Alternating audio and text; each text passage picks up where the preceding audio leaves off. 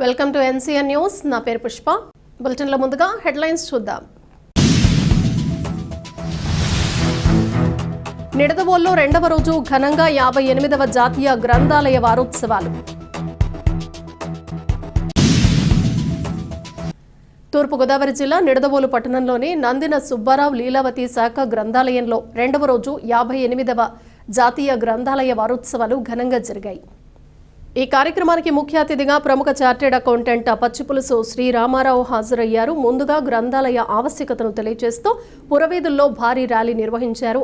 అనంతరం గ్రంథాలయంలో పుస్తక ప్రదర్శనను పచ్చిపులుసు శ్రీ రామారావు ప్రారంభించారు. ఈ సందర్భంగా ఆయన మాట్లాడుతూ ప్రతి విద్యార్థి గ్రంథాలయానికి వచ్చి విలువైన పుస్తకాలను చదివి ఉన్నత విద్యావంతులుగా కావాలనే తెలియజేశారు.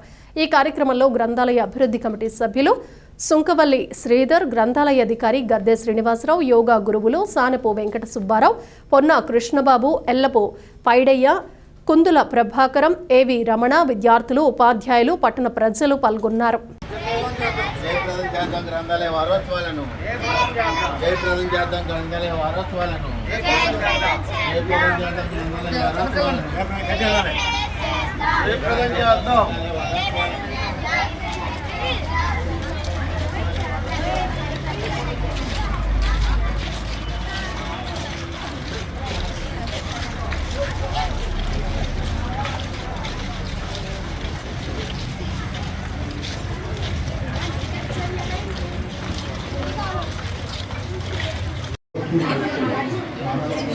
ఈ సందర్భంగా ఇక్కడికి వచ్చేసినటువంటి ప్రజలకు, విద్యార్థులకు, విద్యార్థినులకు అందరికీ మా హృదయపూర్వకంగా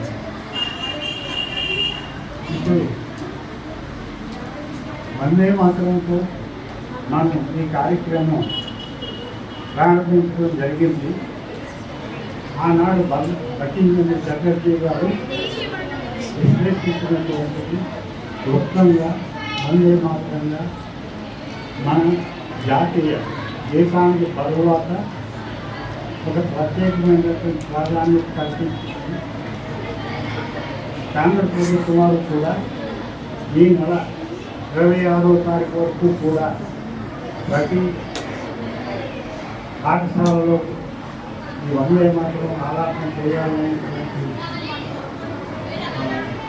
ఆదేశాలు జారీ చేయడం జరిగింది. ఆ సందర్భంగా మన లైబ్రరీ గుర్తు చేసుకుని పుస్తకాలు అనేటువంటి విద్యార్థులు తప్పనిసరిగా చదవాలి.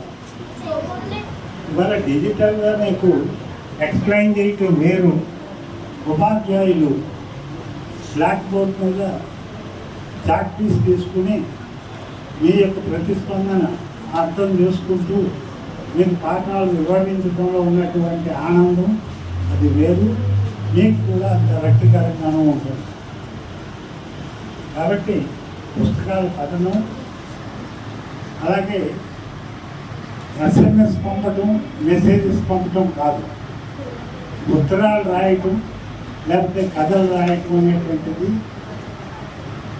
ప్రక్రియ మనలో ఉన్నటువంటి దాగి ఉన్నటువంటి ఒక రకమైన శక్తిని బహిర్గతం చేస్తుంది.